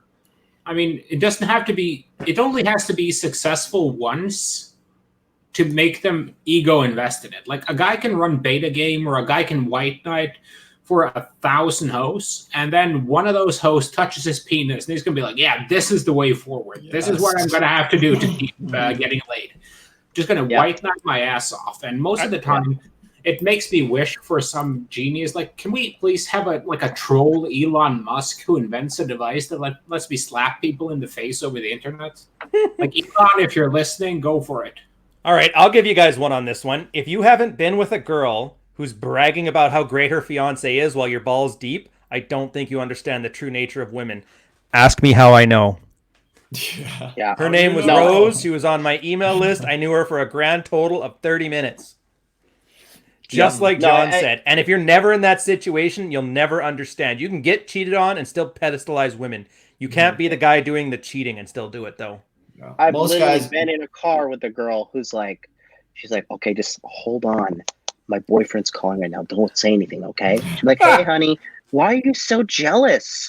No, I'm not with anybody. And like lay down the lies. And this is why I'm fucking like, just like, I've been super red pilled. I've seen it. And I've seen it happen in the United States. I've seen it happen in Japan. I've seen it happen all over the world. I met Makes a girl. it a little jaded, doesn't it? Dude, I'm the fucking mayor of Jadedville. Population, who gives a fuck? I am so like, that's why I'm just like, I've given up. I'm just like, I'm just living life on my terms. And that's another thing. Once you get a lot of this dating experience and you go through all the highs and lows, becoming your mental point of origin, right? Putting yourself first in every single decision, it becomes the most logically sound thing to do. It becomes the absolute most logical sound thing to do, and it's rule one of business as well. You know, OPM, other people's money. It's rule number one of business. Okay, when you're talking about dating and shit like that, dude, your needs first. Because let me tell you something, these bitches are hustlers these days. Okay, these hoes are mad and they are out with a fucking vengeance. And if you give her the opportunity to financially extort you, like, oh baby, you're a wonderful angel girl, you're such a pure girl, let me pay for you steak dinner, here, let me give you some money to buy shoes, she will milk that cow until it's dry. Why and wouldn't she? Willing I always that. tell this one story about my poor girls, about how like I like to live. I'm sort of a student or a researcher, I guess, of human behavior whenever I'm on doing a live gig. And so I've heard this several times before, and I think I've told this story as well. I've got two poor girls, and one asks the other, she says, would you ever sleep with a guy on the same night? And then of course the other one says, yes, of course I would, unless he was boyfriend material. Then I'd make him wait. And so they're sharing these stories about how one was, you know, they would have a same night lay, basically. And then, but unless that guy gave off the cue or gave off those signals that he was somebody that they wanted to pretend that they didn't want to think that she was easy.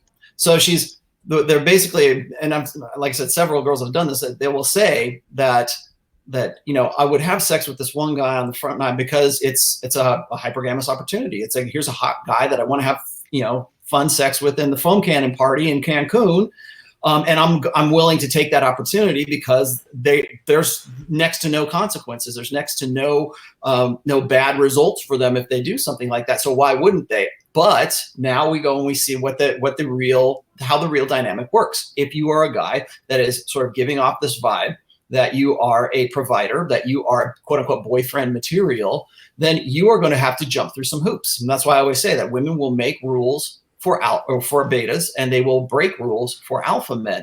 And it takes a while for guys to figure this out. Most guys never get this because they think that because they met some quality woman who made them wait for 3 or 8 or 10 or whatever dates before they had sex, that she wasn't easy, and he had to prove his quality, prove the night's quality to me lady, you know, had to do that kind of shit because he went and jumped through those hoops. That is in some way confirmation or affirmation of his white knighty blue pill ideology, which is, you know, you gotta wait and treat her like a lady, and you've got to be more in touch with the divine feminine before a woman will actually reward you with her pussy.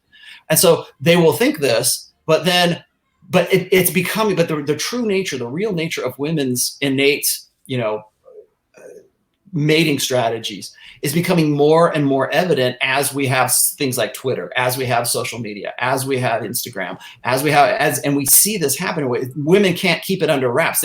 That's why I say we're in the midst of what I call open hypergamy. It's open, it's out there. We're making commercials and movies and writing songs about hypergamy, whereas before women tried to keep that secret. because in a localized sexual marketplace, that was very, very important. We had to keep it secret. Women had to, that's why we have like what's called concealed estrus for women. They have to say, okay, you didn't want to provide these cues or seem like you're easy because you're trying to find a guy who's going to provide for you. Well, in this era, we don't need that. Provisioning, the beta buck side of hypergamy is already taken care of for women. So they don't care. Who cares if they know? Who cares if a guy knows the real score? Who cares if guys know about our mating strategy now? Because we're going to have our cake and we're going to eat it too, and there's nothing men can do about it. And guys are still stuck in this mentality that women are sugar and spice and everything nice, and you got to treat her like a lady. Well, here we have John telling us different. Here you have me telling you different. Here you have Ryan telling you different. So for us to go and say that sounds like hate to a guy who is very much ego invested in the idea that there's a quality woman out there, there's one specific girl for her, and he can't live without her. So if you've got guys who are believing that all the time, you're trying to pull them out of that. How do you do that? Well, we can do that. We can have this podcast and we can talk about things like this in the Manosphere of the Red Pill. But even if we were gone, you're still going to see that. So you know what? Erase me, erase Ryan, erase John, erase Carl, erase everything. You're still going to be stuck with the fact that guys are seeing this happen. And they're going to find ways and they're going to find adaptations and contingencies to deal with that. All we're doing is just like trying to make this a science course for guys and say, look, here it is, black and white. You take these tools, you take this perception, you take whatever thing that this stuff that we're giving you, and you live your life differently. And they're like, no, I can't. I don't want to do it anymore. I can't. I'm going to live with blinders on my eyes. I don't want to see it. I think the easiest thing to say here is that guys just have to fucking stop being the girl in their goddamn relationships. I've seen, and I hate giving this true, Carl. So true. I hate giving this motherfucker attention, but I've seen a picture of Pat Stedman with his wife. I'm pretty sure his wife has the higher T levels. At least she has a fucking jawline. And, here's the thing. Just relationships are the woman's job. Your job is getting laid. Your woman's job is to pivot that into you wanting to continue to get laid and be around her more. Like, I see these guys on my timeline like, well, I'm just looking for a girl who I can have a long-term relationship and have kids with. No, you are looking for a girl who gets your penis hard.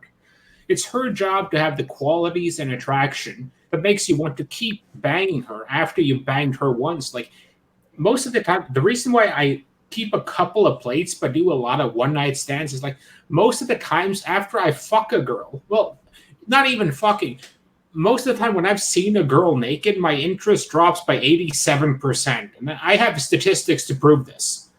It's like once I've seen her without that bra on, I'm like, okay, that was cool. Can you blow me so I can go back to Sports Center now? One thing I've always found. Sorry, Carl, I'll let you continue in a minute. One thing I've always found true, at least from my life, and people say we're going to talk about stories and shit here. Okay, when I was in my blue pill, high school days, before I got into my rock star 20s, I was exactly like this. I put a woman on, I put a girlfriend, my first girl who ever gave me sex, I put her on this pedestal, and I thought the world of her, and I thought exactly like these guys think right now. And I've found that throughout my life, at the points where I made myself first, where I was my own first priority, where I was making myself my mental point of origin and not worrying about what women were thinking about me or trying to do everything for the divine feminine, that's when I found I had my most success. That's when that's when women came to me, because they see that independence. They're attracted to that single-minded drive. They're attracted to that, we say, well, chicks dig jerks. Well, do they dig jerks, or do they dig a guy who is his mental point of origin? It's more than that, though. Yeah, it's more than that, but it's like once and every time I let that slip, every time I put a woman on that pedestal, every time I put a woman as my mental point of origin, that's when my life went to hell in a really bad way. And so here I am right now. I've been married for 23 years. So 24 years ago, when I first met my wife, I was single-minded, determined. I didn't want to have, I just got out of a horrible relationship, didn't want to have anything to do with women or anything like that. I just wanted to date non-exclusively as much as I possibly could. And guess what? I met a great woman, and that because I kept that mentality instead of backsliding into this idea that I had to do everything for the woman, that's a very vital, important thing for guys to remember when it comes to red pill awareness, is that you still need to make yourself your mental point of origin, and a woman needs to come into your frame. I didn't even realize I was doing this at the time. When I talk about frame, like, it's not like I hold frame with my wife, but it's like, I didn't realize I was doing this at the time. And the reason I didn't realize I was holding frame is because I had made myself my mental point of origin. I had made everything that I was doing at that point. If you wanted to be along, if you wanted to be involved in my life, great, that's fine. I'm cool with that. You're going to be a compliment to my life. You are never going to be the focus of my life. Yeah, Fox Day had a... Go ahead, Ryan. I'm going to go on for a sec, so you take your time. Oh yeah, I was going to say there's an old school pimp saying that they used to say to themselves, and you got to look in the mirror and you got to say, all those that I do not see in the mirror before me are beneath me. Okay? Because at the end of the day, okay, you can sit here and think the world is a big campfire where everybody's singing Kumbaya. All right. But the reality is, if you go out there and you're like, I'm going to put other people first, you're going to get taken advantage of in the corporate world. You're going to get taken advantage of on the sales floor. You're going to get taken advantage of in relationships. If you're not putting yourself first and maximizing every situation for you, and if you think that's like evil or bad, but the reality is you just don't have enough self-love and self-esteem to put yourself first. Because if you are not going to put yourself first, somebody else will. And in order to do that, they're going to put you under them. So just take that as a word of warning. Mm-hmm. I'm going to reference Vox Day on this one. I remember he did a thing on gamma males. And it was, I can't remember which one he was talking about, but he mentioned that this is most likely why as soon as women get a whiff of this, they are just automatically away. They call them creepy. They're out of there. And these guys that do the respect women thing, just like Rollo was saying, they don't love jerks. But since they've been 13, they've been hit on by every single guy they've ever known.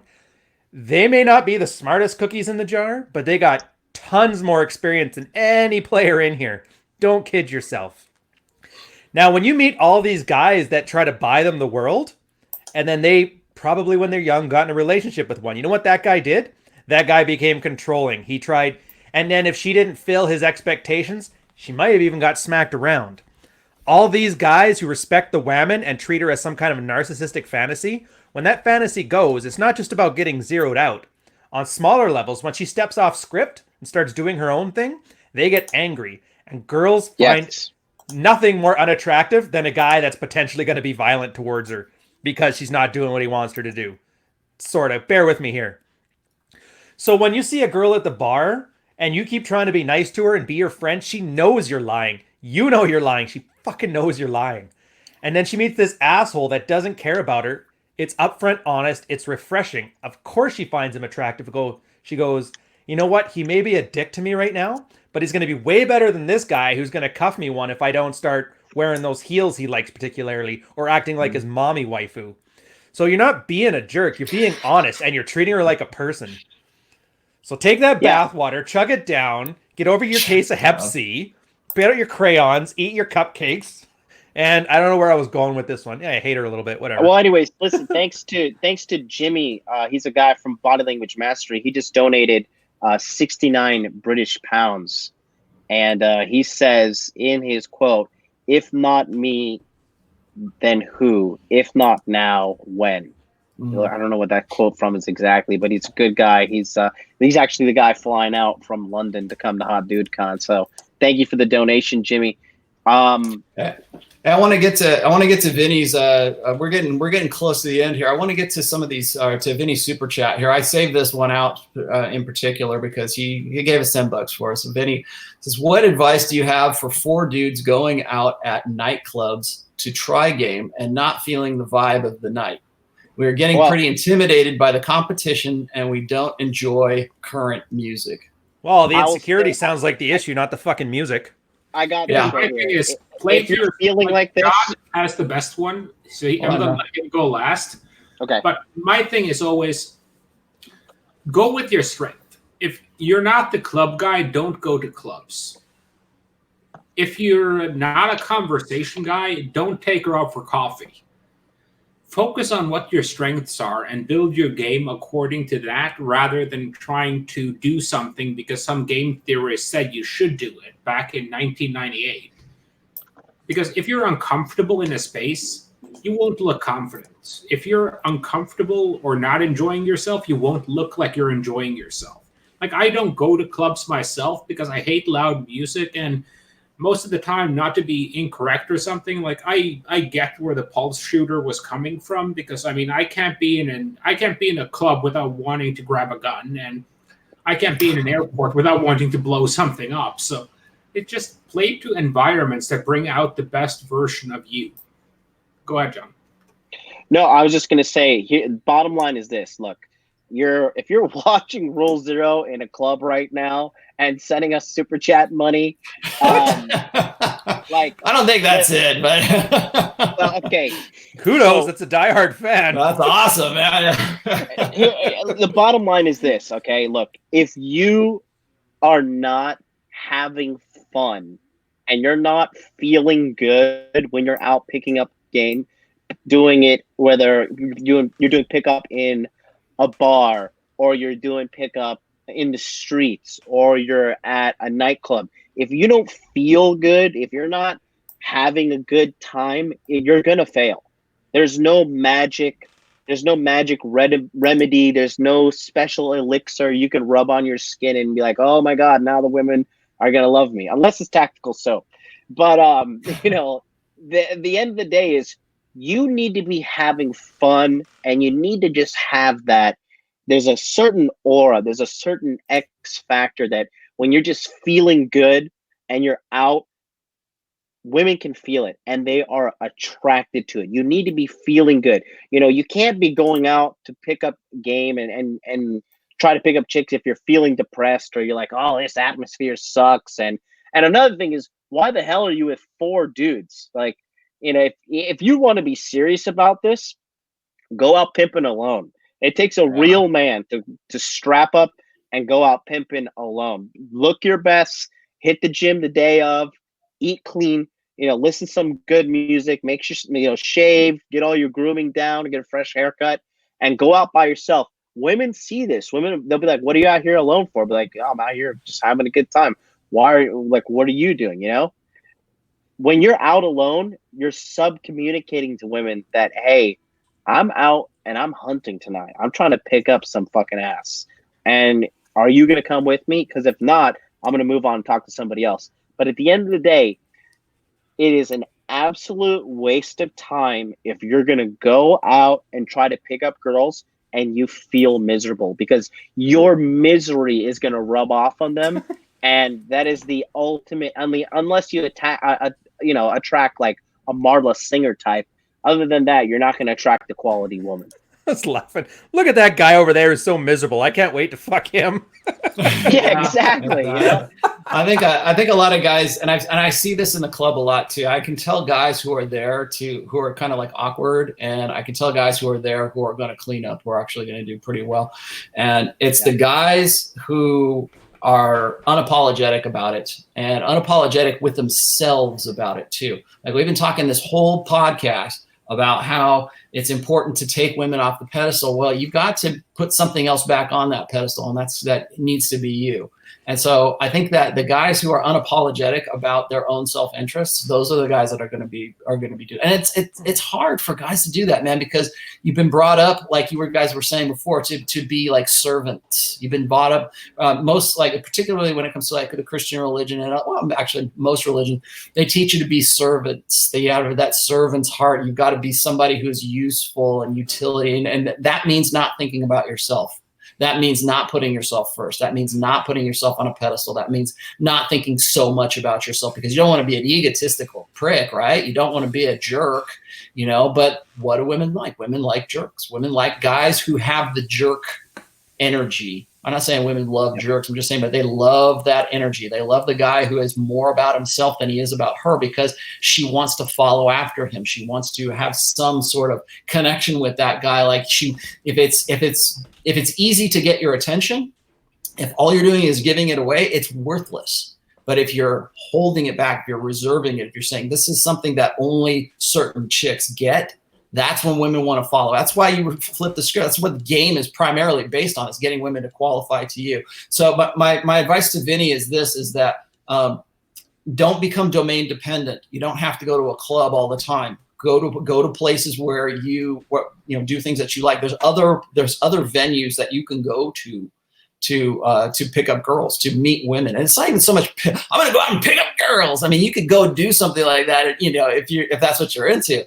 But most guys don't do that. They don't go, hey guys, let's all go out and pick up girl. Most dudes don't do that, but they want to go socialize with this sort of subtext that we're going to go meet other women. We're going to go meet women. We're going to go socialize. We're going to go put ourselves out in the sexual marketplace. And do everything but put our dicks into them. Jesus. Yeah, nobody's saying that, but that's what they mean. Like the only reason, like women, when they go and they put on a red dress and they're ovulating or something, they don't go, well, I'm ovulating, I guess I'm going to wear the red one tonight. They don't. That doesn't occur. That's something that goes on in the subconscious, in the hindbrain. It's not something that they consciously plan, but they're planning it. It's just that their hindbrain is planning it. Same thing with guys. It's like they go out there and they go, well, we're going to go out and go to a club and see if we can find chicks.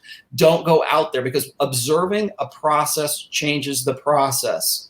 So if you're going, oh, we're going to go out and pick up chicks, and so now you have this preconception, this subtext is no longer subtext. It's the whole reason for going out. And I think a lot of the guys, a lot of the best PUAs from the early years will tell you this, is that you need to go out and have a good time. Make sure you're out there to have a good time, whether you get laid or you don't get laid. Now, of course, you want to get laid, you want to sarge, you want to approach, you want to practice game, but you ultimately, if you're not having a good time while you're doing it, why are you going out there? You're not going to want to go out and do it again. So you need to. That needs to. We kept talking about this all the time today. It's like women need to be a complement to your life, not the focus of it. So if your focus is, we're going to go out and we're going to meet women, we're going to go out, okay, you go ahead, meet you, we're going to go. When you're thinking in those terms, you're observing the process instead of becoming involved in the process. And that's where that vibe falls down. You're like, oh man, we went out, we didn't find any chicks. Well, that's because your whole objective was to go out there and do that, rather than have a good time, rather than be focused on your own enjoyment and your own pleasure and your own, whatever it is the hell that you're doing. If a woman comes into that, you're already in a frame of mind where it's like, I'm out here to have a good time. I'm with my friends out here. But if you want to come along, ladies, hey, me and my buddies are going to go out into this place, and you're coming along with me instead of me going along with you. You see what I'm saying? Like there's a priority that is part of, assuming you're with four guys, okay, that's what Vinny was saying. But he's with four dudes, that's why he's uncomfortable. You are where the party is. Your four dudes are where everybody else wants to be, and you think about it in those terms, because you're out there to just have a good time, see a band, whatever the hell you're going to do. Those chicks are there because they're intrigued with you. They want to be with you. You want a chick that has genuine desire, right? You don't want to be, oh, please, come after me. You want a chick that has genuine desire for you. And that begins in the Sarge phase. That begins before you even go out there. Her genuine desire is dependent upon where your head is. Where I'm going this way. If you want to come along, we're going this way. That's where it is. Instead of you going, oh, ladies, where are you going? Okay, we'll go there too. No, that's not what you want. You need to go out with the idea in mind that you are the focus of your night, not chicks. I'll say this, Rollo. Well, I'll throw one thing in here just on this, just before we go. Yeah. The best response to why are you out alone, or why are you here by yourself, is, I had my buddy with me and we're supposed to be out together, but he met this girl and he took her home already. It shows that you're with a guy who knows how to take women home. And B, more importantly, it shows the girl that, hey, some chicks are already being taken home by high-value guys. If you don't go with some guys soon, you're going to be left with the riffraff at 4 a.m. while you're swilling cheap wine at the bar. Yep. Well, and look, here's another thing too, okay? If you're going to go out with you need your support group, whatever the fuck, right? Keep it 2 dudes max, because never in my history of 33 years of womanizing, okay, have I gone out with a set of 4 dudes and all 4 of us have walked away with chicks the same night. However, if there's a dynamic duo going on and you got a wingman that's on the same page as you and he's not sabotaging, he doesn't have an ego, and you guys, work collectively as one unit, kind of like Pacific Rim. Just a little nerdy on you.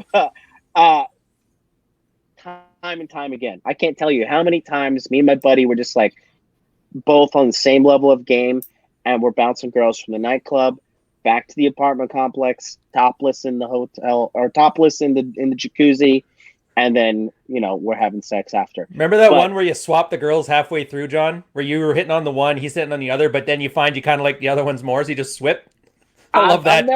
I've never done that, but I have taken a bullet for the team. I banged a 40-year-old mama-san Korean with fake tits in the hotel room next to my buddy. Dude, that's not a bad grenade as far as grenades go. You could do worse. As wild as it goes. But another thing is too, I'll say, I don't know, like, to be honest with you, like these days I go out, I'm going out like I've got, when you get to, I'm going to go in a little bit of a small rant here.